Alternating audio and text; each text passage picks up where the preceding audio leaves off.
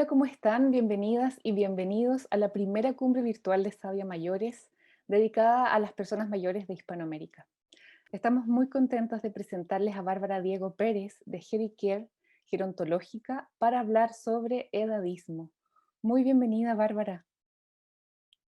Hola, ¿cómo estás? Muchísimas gracias por la invitación. Esperamos que el tema les guste y deje una semilla bien plantada en todos ustedes. Bueno, traes un tema clave, esencial, casi como por el que todos partimos, ¿cierto? Cuando nos empezamos a adentrar en lo que significa comprender mejor y actualizarnos respecto de cómo construir nuestra vivencia como personas mayores. Quiero contarles que Bárbara es psicogerontóloga y maestra en psicoterapia psicoanalítica.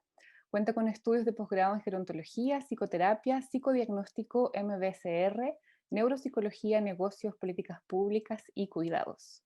Es fundadora de Care, empresa especializada en la atención de las personas mayores, de Silver Club, espacio para promover un envejecimiento activo, y gerontológica, consultora en temas de envejecimiento. Se ha desempeñado como consultora y conferencista en distintos foros y es consejera de organismos públicos y privados. Bueno, Bárbara, partamos por caracterizar y conocer qué es lo que es el edadismo. Pues bueno, el edadismo, primero hay que hablar de que estamos ante un tema de mucha importancia actualmente a nivel mundial, porque la OMS acaba de lanzar una campaña mundial contra el edadismo, esto en el marco de una iniciativa más grande que es la década del envejecimiento saludable, ¿sí? Donde la OMS incluso redefine el concepto de lo que es un envejecimiento sano, exitoso, activo, ahora le llama saludable y bueno, redefine. Entonces, una de las primeras acciones que lanzan dentro de esta década es esta campaña mundial contra el edadismo. Entonces, bueno, entender que estamos ante un tema de mucha actualidad, aunque obviamente el edadismo no es nuevo, digamos que en el escenario internacional se pone un poco de moda, si lo queremos ver así. Entonces, bueno, es un tema relevante. Otra, antes de entrar a la definición, entender que estamos ante la tercera causa de discriminación en el mundo, ¿sí? Seguida del racismo y del sexismo. Si lo vemos en estos términos, podemos darnos cuenta de la gran relevancia que tiene, porque obviamente todos sabemos lo que ha significado en la construcción social, lo que es pues, el racismo y el sexismo, ¿no? Entonces, el edadismo recobra la misma importancia. El problema es que es algo que es todavía socialmente muy aceptado, invisible, como que no pensamos que existe. En la cultura popular lo vemos muy reflejado, por ejemplo, en los chistes, porque tal vez podemos todos, incluso las personas mayores, reírse de un chiste edadista, pero sí somos ya muy sensibles a un chiste sobre la raza o sobre el género o el sexo, ¿no? Entonces, es súper relevante que estemos hablando de este tema hoy porque uno de los primeros pasos es que hay que hablarlo y visibilizar que este fenómeno existe, ¿no? Entonces, bueno, una definición, hay varias definiciones, yo les voy a platicar de cómo ahorita lo está viendo la OMS, cuál es la definición que nos propone y ellos lo ven así. Es cómo pensamos, sentimos y actuamos respecto a nosotros mismos o otra persona relativo a la edad, ¿sí? Y estos tres componentes que les mencioné, cómo pensamos, estamos hablando de los estereotipos, ¿sí? Esas ideas preconcebidas que tenemos sobre la edad. Cuando hablamos de cómo sentimos, estamos hablando de los prejuicios que tenemos, ¿sí? Ya son más, es a nivel más de sentimiento, ¿no? De rechazo, aversión, ¿sí? Hacia el grupo de edad. Y por último, el cómo actuamos es la discriminación ya per se. O sea, ya son las acciones concretas que realizamos contra el otro grupo de edad, ¿sí? Y bueno, estas tres dimensiones se pueden ver manifestadas a nivel institucional, ¿sí? En empresas, en política pública, en reglas que son como más a nivel macro. También puede ser a nivel interpersonal entre amigos, miembros de la familia, conocidos, digamos, más íntimo, y también autodirigido, porque también nosotros mismos podemos ser edadistas con nosotros mismos, a cualquier edad, ¿eh? De repente ese miedo a decir, qué edad tengo, o yo mismo decir, no es que yo ya no estoy para eso, yo ya no puedo porque yo tengo cierta edad, pues ese es un edadismo autodirigido. Ahora, este término lo acuñó por primera vez Robert Butler por ahí de 1969, un geriatra, gerontólogo americano, porque de hecho es de los que funda las primeras escuelas en geriatría en Estados Unidos. Él escribe un ensayo muy importante sobre la edad que se llama Why Survive, ¿por qué sobrevivir? Y gana un premio Pulitzer y ahí empieza a hablar sobre el tema, ¿sí? Después, bueno, en América Latina se retoma el tema por Salvarez, Leopoldo Salvarez, que es también un geriatra muy conocido, un psicogeriatra muy conocido que habla de viejismo, ¿sí? Porque lo toma enfocado al grupo de personas mayores, que de hecho así lo hablaba Robert Butler, pero actualmente digamos que el término lo ampliamos de alguna forma para hablar también de que existe edadismo hacia generaciones de gente menor, como en el caso de los niños, de los jóvenes. Lo podemos ver reflejado ahí como a veces no los vemos como sujetos de derechos, o como a veces a la gente muy joven, por ser joven, no se le brindan oportunidades, porque también existe, ¿no? Otra dimensión bien interesante del edadismo es que también hay una discriminación positiva y negativa, aunque suena algo como contradictorio. También existe la discriminación positiva, cuando se les dan ciertas preferencias a ciertas personas por edad. No estoy diciendo que sea malo, o que sea bueno, esa es otra discusión. La verdad es que este es un tema muy profundo, hay ya mucho escrito al respecto, pero también existe la discriminación positiva y pues también es interesante comentarlo. Claro que sí, Bárbara. Pareciera que estamos entrando, ¿cierto?, a un tiempo en que necesitamos empezar a distinguir, a darnos cuenta, a reconocer esto que tenemos tan naturalizado, ¿verdad? Que está integrado en nuestras prácticas, en nuestra cultura, en nuestra forma de pensar, de relacionarnos, vincularnos, etcétera. Y para poder empezar a hacer esa como distinción, ¿cómo aparece el edadismo? ¿Cómo nos podemos dar cuenta? ¿En qué formas, por ejemplo? Hay muchas dimensiones. El edadismo está en todas partes y en nuestro día a día. Entonces a veces es difícil distinguirlo porque hay una parte que es muy sencilla, que es sencilla de distinguir, porque pues hay un edadismo, por ejemplo, cuando se abandona una persona mayor, cuando hay un tema de a lo mejor un abuso, golpes, o sea, cosas que tienen una visibilidad muy fuerte. Ahí digamos que pues es como muy evidente. Donde realmente están las sutilezas es donde vale la pena, digamos, hacer un análisis más profundo de esos que les podríamos llamar microedadismos, tal vez, donde se cuela, por ejemplo, en el lenguaje, empezando por ahí, por las palabras que utilizamos, ¿sí? Todavía vemos todo el tiempo, nosotros hemos hecho análisis de esto, porque incluso damos un curso de edadismo para gente que está en medios de comunicación, donde nos ponemos a analizar desde los titulares de las notas, de cómo se hace referencia cuando en alguna nota se está hablando sobre una persona mayor, ¿no? Y vemos que recurrentemente se están usando palabras como los ancianos, los viejos, la carga, los dependientes. Ahora, ojo, yo sé que estamos hablando a nivel Latinoamérica y hay muchas también diferencias en cómo usamos el lenguaje. Yo sé que hay países en América Latina donde usar viejo se utiliza de una manera como afectuosa, ¿no? Como así se le llama al padre, mi vieja, mi viejo. Eso es otra cosa. Pero, por ejemplo, aquí en México, sí a veces la palabra viejo se utiliza como algo despectivo, ¿sí?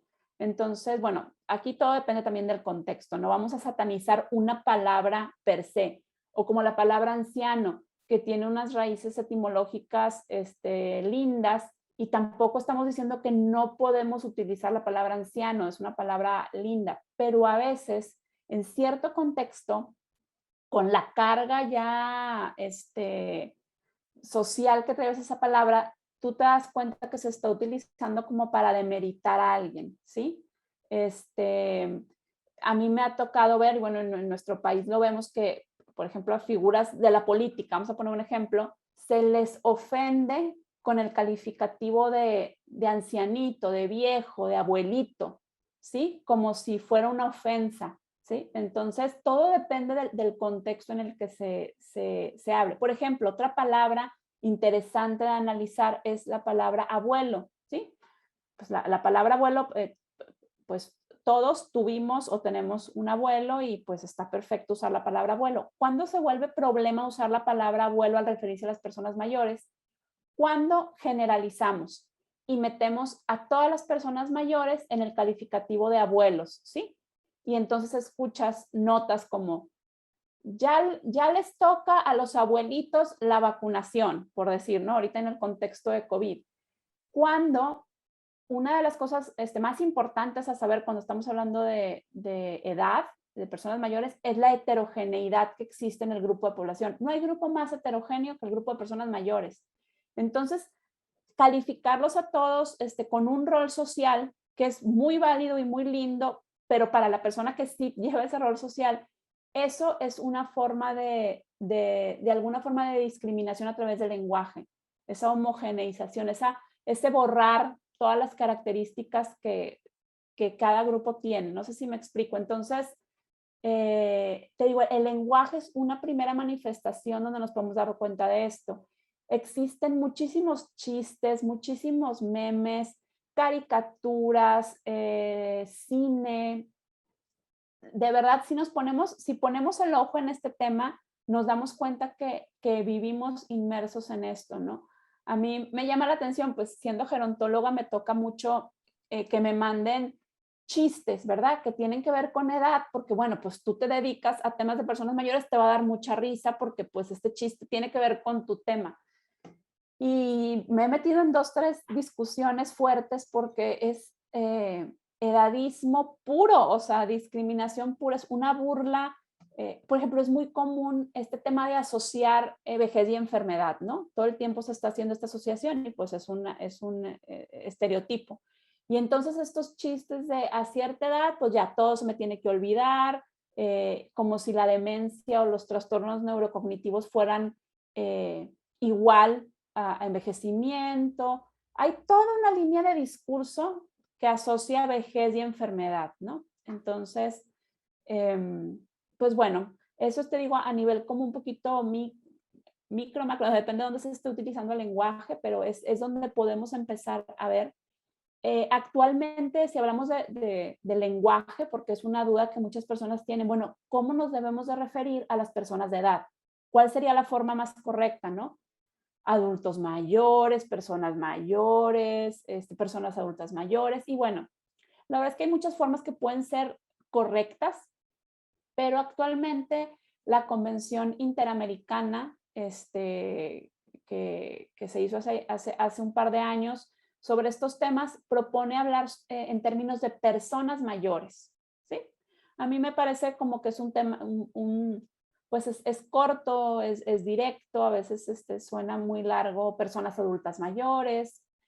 Y fíjate, también hay que entender que es un campo en construcción, todo esto, y que probablemente la terminología incluso vaya cambiando con el tiempo. Yo misma me doy cuenta que tengo muchos años en este tema, que hace 5 años mi lenguaje era distinto y usaba términos que ahorita no uso porque estamos, o sea, hay que estar como flexibles y abiertos a esta construcción. Otro término que tercera edad, lo usamos, no lo usamos, cuarta edad, también hay toda una discusión y varias maneras de verlo. Yo lo usaba, actualmente no lo uso, porque hay que entender que el envejecimiento es un proceso que inicia desde que nacemos. O sea, todo el tiempo es un proceso, estamos envejeciendo. Ahora, otra cosa distinta es qué es la vejez. ¿Dónde ponemos ese punto donde empieza o no? Que es todo un campo todavía de discusión.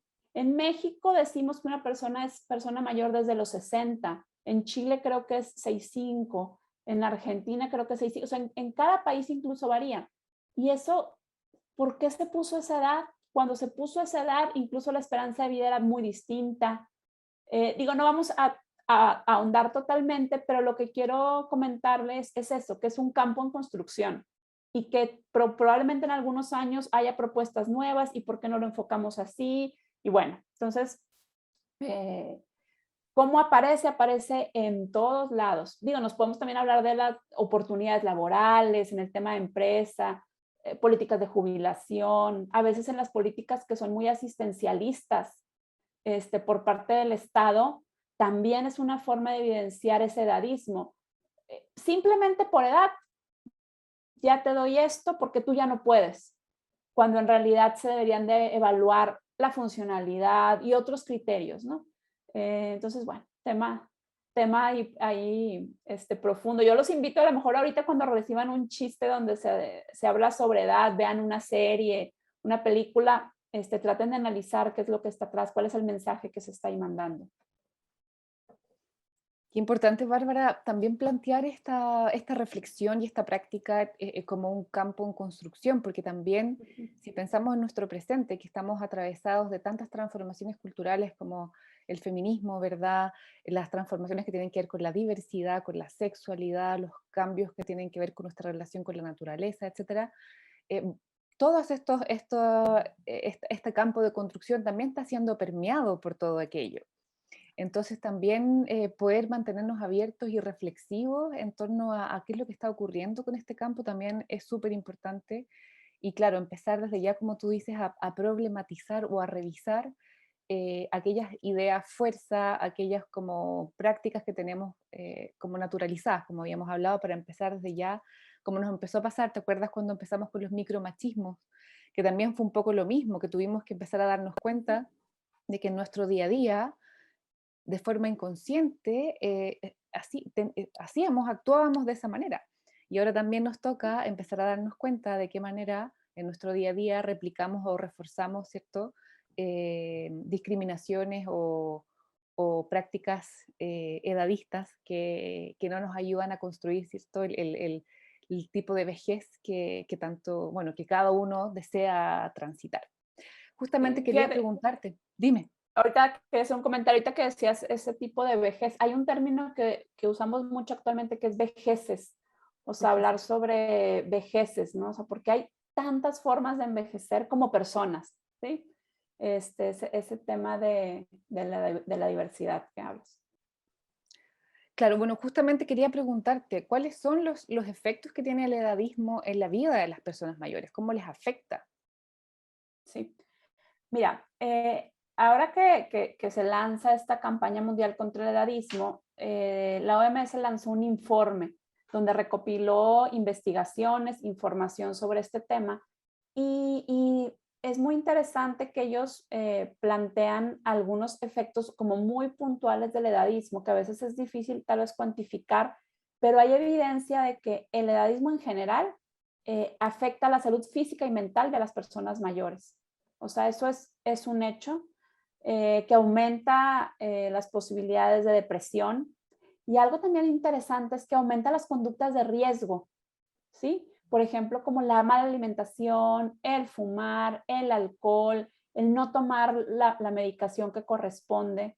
¿Y por qué? Pues podemos pensar en un edadismo, es que lo podemos ver desde varias partes, como autodirigido, como decir, ¿ya para qué?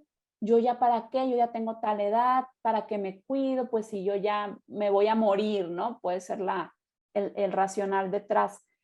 Pero también, que si te fijas, a lo mejor no hay tantas campañas dirigidas a la salud de las personas mayores, entonces, pues no se promueve que estas conductas de riesgo se minimicen, o sea, hay varias maneras de abordarlo.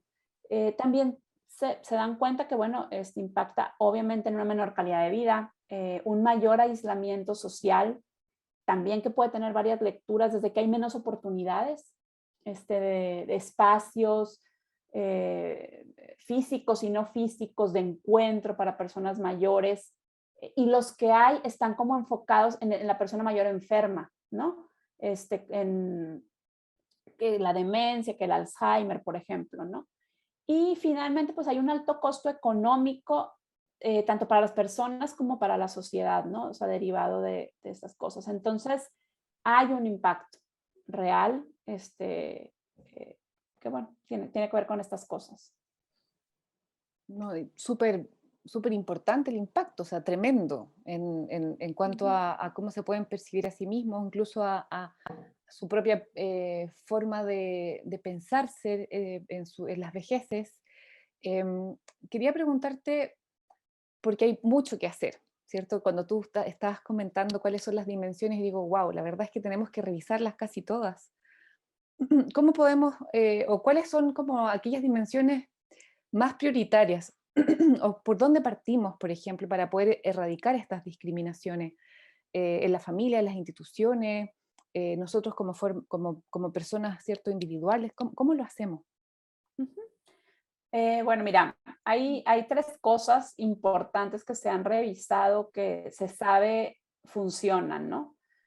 Porque ideas puede haber muchas, pero de entrada todo el tema de medidas políticas y legislación es muy importante, ¿no? Porque es el nivel macro, es la estructura donde todo lo demás se puede dar. Entonces, hay que empujar primero políticas y legislación y eso es hay que hablar del tema, hay que problematizarlo, hay que empujarlo a la agenda pública, hay que hacer como primero mucho ruido para que eso se haga. Y fíjate, y es bien curioso, piensas tú, sería obvio porque todos los legisladores, la gente, pues todos estamos envejeciendo. A diferencia del racismo y el sexismo, que puede ser que no nos toquen, el edadismo nos toca a todos porque vamos hacia allá. Pero la gente, bueno, le tenemos tanto miedo al tema que nos disociamos y es, no, no, no, ese no es mi tema, es tema de las personas mayores. Fíjate, yo que soy consejera en institutos en el estado, aquí en mi localidad, me toca ver incluso personas mayores hablando de las personas mayores como los otros. A veces ni siquiera las personas mayores se incluyen en el grupo porque está atrás este pensamiento de que es que los mayores son los vulnerables, los dependientes, yo no soy ese grupo, cuando estás hablando de un grupo sumamente diverso. Entonces, bueno, políticas y legislación, hay que empezar por ahí. Actividades educativas de todos tipos, de todos los niveles, porque eso es lo que te permite ir erradicando estas ideas erróneas, ¿no? Yo soy muy en pro, lo digo mucho, de por qué no hacer dentro del currículo escolar desde chiquititos una materia que tenga que ver con, no sé cómo le podríamos poner, perspectiva de longevidad, curso de vida, envejecimiento, no, o sea, no en el sentido de, ay, ¿cómo tratar a las personas mayores? No, sino de que incorporen en su mentalidad esta perspectiva de la longevidad. Eh, Fíjate aquí, bueno, también entre paréntesis, no es lo mismo ahorita educar a un niño para vivir 100 años, que muchos de ellos los van a vivir, que para vivir 60 que si vivían antes. O sea, este tema de cómo ha aumentado la esperanza de vida hace que sea urgente que eduquemos a los niños con esta perspectiva, desde el tema del ahorro, de la salud, de cómo cuidarte. Bueno, hay toda una línea de temas por ahí, ¿no? Entonces, la educación sumamente importante. También, bueno, otra cosa, fíjate, en profesional, que hubiera una materia optativa para todas las carreras, porque eso es un tema que toca todas las carreras. A veces se piensa, no, es que las personas que trabajan en temas de personas mayores, pues son o gerontólogos, psicólogos, luego a veces también se tiene este concepto acá de, bueno, tienen que ser voluntarios, porque es un tema de voluntariado, es un tema de buena voluntad si quieres trabajar con personas mayores, como si no fuera un campo profesional fuera de la geriatría, porque bueno, eso es punto y aparte, fuera del campo biomédico, como que hay muchas ideas transgiversadas, ¿no? Entonces, bueno, a nivel, te digo, profesional en todas las carreras, a mí me toca trabajar interdisciplinariamente con gente de sistemas, de economía, de diseño, de comunicación, o sea, realmente es así este campo.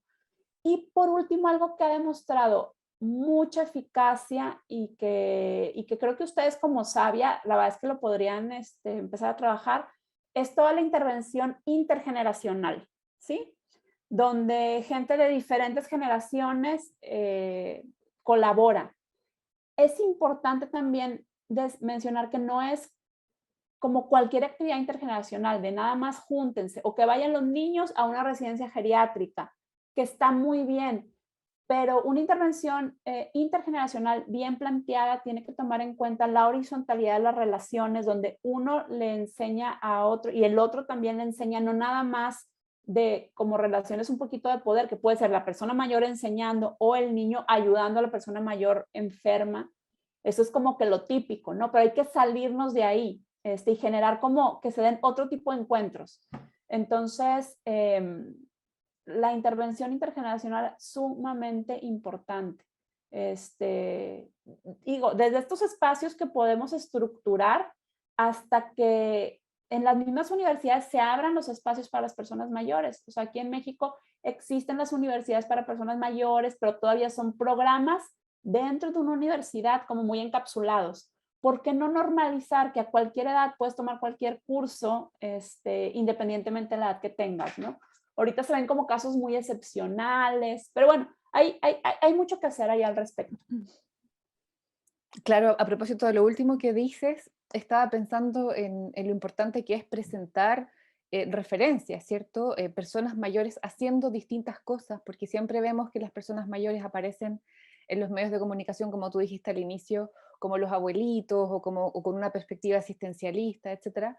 Pero si empezamos a ver o a construir representaciones activas, propositivas, empoderadas, ¿verdad? Reflexivas, transformadoras respecto de las distintas vejeces, también el ideario colectivo empieza a transformarse. Entonces, lo digo un poco por cómo lo hacemos para erradicar estas discriminaciones desde la lógica de los medios de comunicación, de las instituciones, organizaciones municipales que podamos en el fondo priorizar la construcción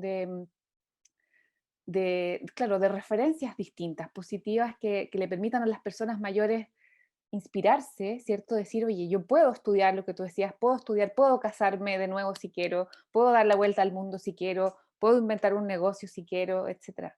Claro, y fíjate, estás tocando un tema bien importante porque también es un tema que hemos analizado y revisado mucho.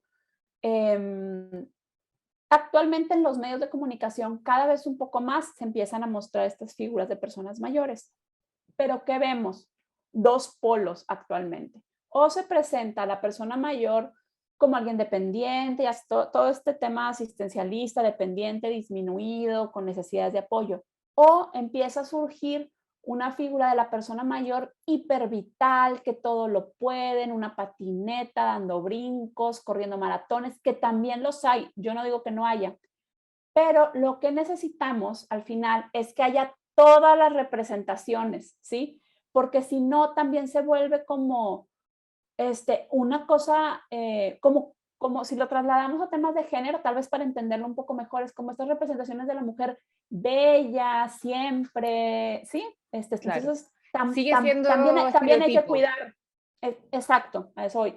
Tenemos también que cuidar este estereotipo, hay que empezar a presentar todas las vejeces, también estas y todas, que todas jueguen para que haya una manera también de identificación, ¿no? O sea, de las personas mayores con todos estas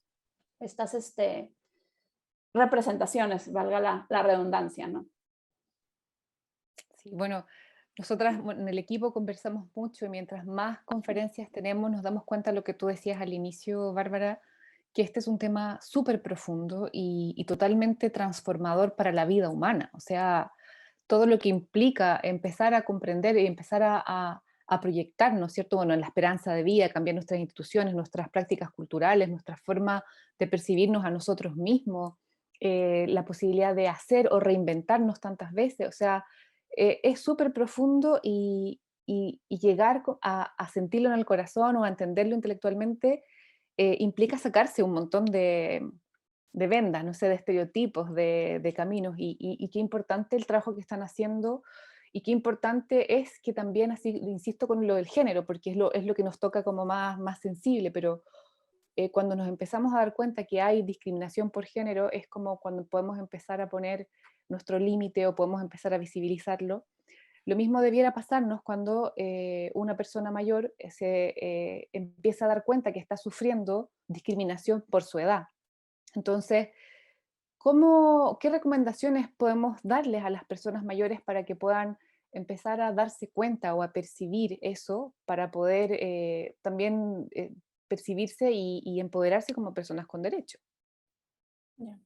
Sí, bueno, primero yo creo que hay que partir como de informarse, ¿no? O sea, conocer del tema, leer. Ahorita pues, muchos tenemos acceso a una, bueno, simplemente las personas que están viendo esto es porque tienen acceso a una computadora, a un buscador, y es buscar información. Ahorita les digo, actualmente con esta campaña mundial se generó mucha información, hay todo un toolkit que generó la OMS, que ahí pueden bajar mucha información. Entonces, de entrada es entender de qué estamos hablando, ¿no? Para poderlo identificar, ¿no? Ponerle palabras a este fenómeno. Y yo creo que es bien importante que en todas las localidades, en todos los países existen instancias, ¿verdad?, que se dedican ya a proteger el tema de la edad, bien o mal, unos mejor construidos que otros, pero bueno, también si tú sientes que a lo mejor estás sufriendo algún tipo de maltrato, pues acércate, llama. Les digo, es más fácil entender los maltratos muy brutos como un golpe, como la violencia patrimonial, que eso también se da muchísimo, y que si te fijas, en el fondo hay edadismo ahí, o sea, pensar que tu papá, que tu mamá ya no puede hacerse cargo de sus finanzas y esos hijos que retiran el recurso, ya sabes, las propiedades, no sé, se da mucho la violencia patrimonial, la negligencia también, ¿no? El abandono. Entonces, bueno, informarse, Bárbara, acercarse. justo en este punto de ejemplo que estás dando, me gustaría que pudiéramos dar más ejemplos porque así las personas en sus casas se dan cuenta. Solamente quizás decir, claro, lo que tú dices de la violencia patrimonial también podría ser desde algo tan sencillo como que yo pueda elegir mi propia ropa, o pueda elegir lo que quiero comer o lo que no quiero comer, o pueda tener la oportunidad de abrir, bueno, de tener una tarjeta de crédito, ¿cierto? Y no me digan que porque tengo 65, 70 años ya no puedo tenerla, por ejemplo, ¿no? Claro, o un ejemplo también que lo vemos mucho, el tener una relación de pareja nueva. Cuando tengo 70, 80 y los hijos no lo ven bien, pues puede ser por creencias desde religiosas, temas sociales, hasta por miedos de temas patrimoniales. Va a venir esta persona, nos va a quitar el recurso. Y sí, decirles a todas estas personas que están mayores, que están enfrente, es que cada quien tiene derecho a tener una relación con quien uno decida a la edad que uno decida, que uno se puede vestir como uno quiera. O sea, no hay tal cosa para una persona mayor como, ¿me quedará bien? ¿Esto será bueno o no para mi edad? O sea, uno tiene derecho a vestir como uno decida, ¿no? También hay cosas también a veces sutiles donde en la conversación se les deja fuera la conversación, no se toma en cuenta la opinión. Fíjense, a veces el no tomarse el tiempo de explicarles el acceso, por ejemplo, a un recurso tecnológico, es un aislamiento muy fuerte. O sea, no tomarte el tiempo de explicar a una persona cómo puedo usar el WhatsApp, cómo puedo usar, o cualquier herramienta que estemos actualmente utilizando, a lo mejor el resto de la familia. Eso también es una forma de violentar, es dejarlo fuera del círculo social, porque a veces, sobre todo ahorita en pandemia, ahí se están dando muchas relaciones, ¿no? Explicarle el uso de esta tecnología como el Zoom o cualquier otra plataforma de videollamada. Digo, son temas como muy concretos, muy aterrizados. Por ejemplo, otra cosa muy que se ve mucho hay algo que se llama el elder speak. Es como la traducción sería como el lenguaje, pues puede ser como el lenguaje edadista, algo así. Y esto lo vemos, por ejemplo, en las residencias geriátricas, que aquí hay que hacer una aclaración muy importante. A ver, no es lo mismo estar hablando de una persona mayor que está en uso de sus facultades, sana, que puede decidir, a cuando estamos hablando de una persona mayor que a lo mejor sí tiene una enfermedad, un trastorno neurocognitivo, Alzheimer, cualquier otro tipo de demencia, donde ya no puede tomar las mismas decisiones que tomaba antes. Ahí estamos ante otro panorama donde, bueno, tiene que entrar la familia, pero incluso en ese escenario también se debe dejar que la persona tome decisiones. Todavía hay un campo donde la persona puede tomar esas decisiones. A veces donde hay mucho problema es en este campo gris. Es que ya se le olvidan, pero no se le olvidan, pero no sabemos qué tiene, pero entonces como no sé qué tiene, yo tomo las decisiones como hijo. Entonces aquí lo primero es, si estamos ante una duda de ese tipo, si hay un hijo aquí o alguna de ustedes, personas mayores, que es que yo siento que a lo mejor mi memoria, es ir con un especialista y que se haga un diagnóstico. ¿sí? Eso sería como un derecho, ¿no?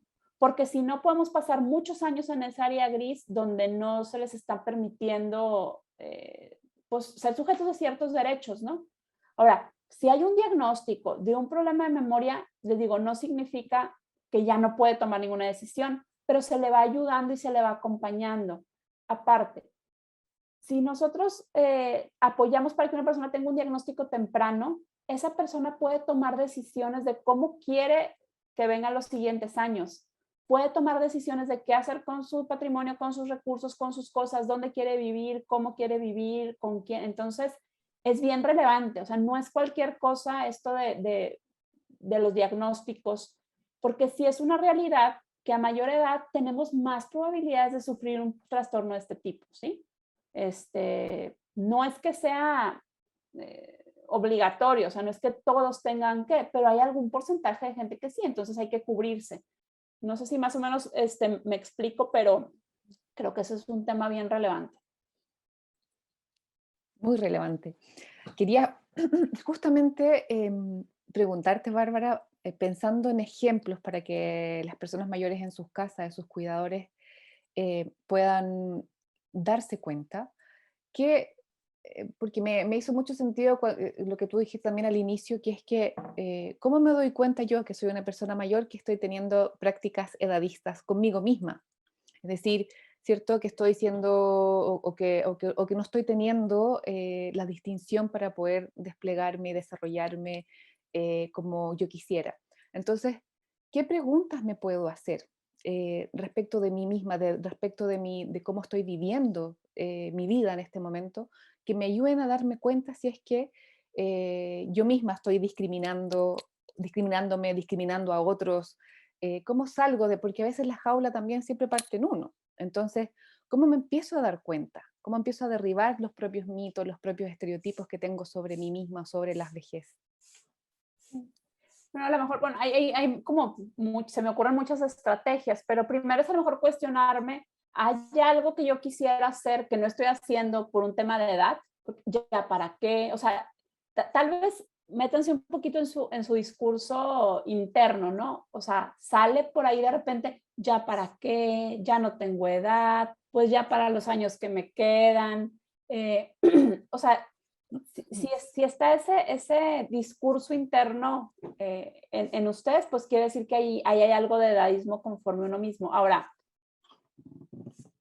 tal vez voltear a ver el plan vital, el plan de vida, o sea, tal vez no todos nos hemos dado la oportunidad de hacer un plan de vida, pero a ver, si hay una persona mayor aquí de 70, 80 años, yo estoy segura que en algún momento de su vida ustedes se pusieron algunas metas, visualizaron ciertas cosas para ustedes, tenían ciertos gustos. Ahora, esas metas que ustedes tenían, tal vez algunas las lograron, otras no, pero ¿por qué no voltear a verlas? Y ahorita que hay tiempo, porque algo que vemos que hay con la edad es que hay más tiempo libre, lo cual es muy positivo para hacer ese tipo de cosas que dejamos pendientes.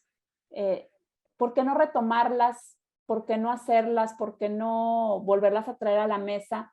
Si estamos dejando anhelos pendientes que no queremos traer a la mesa porque queremos que no tenemos tiempo, pues eso es un edadismo contra nosotros mismos, ¿no? La verdad es que en otros países algo que ya se ve como una práctica mucho más frecuente, a lo mejor en Chile también nos llevan unos pasos en temas de población envejecida, es el tema de la segunda carrera. O sea, personas que están optando por una segunda carrera a los 60, a los 70, a veces planeado con anticipación, a veces no. Yo fui contador toda mi vida, pero siempre quise explorar la pintura. ¿Por qué no? O siempre quise explorar el tema que ustedes quieran. Todo se vale, o sea, todo es válido, ¿no?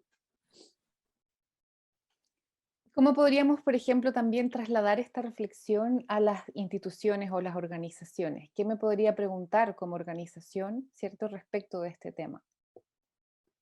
Bueno, depende mucho qué tipo de organización somos, pero por ejemplo, alguna empresa, pues revisar las políticas de contratación, sí, o sea, las políticas, ahí te das cuenta, o sea, en la política de una empresa, incluso empiezas a ver los anuncios laborales donde ya se pone el límite en los 40, en los 45.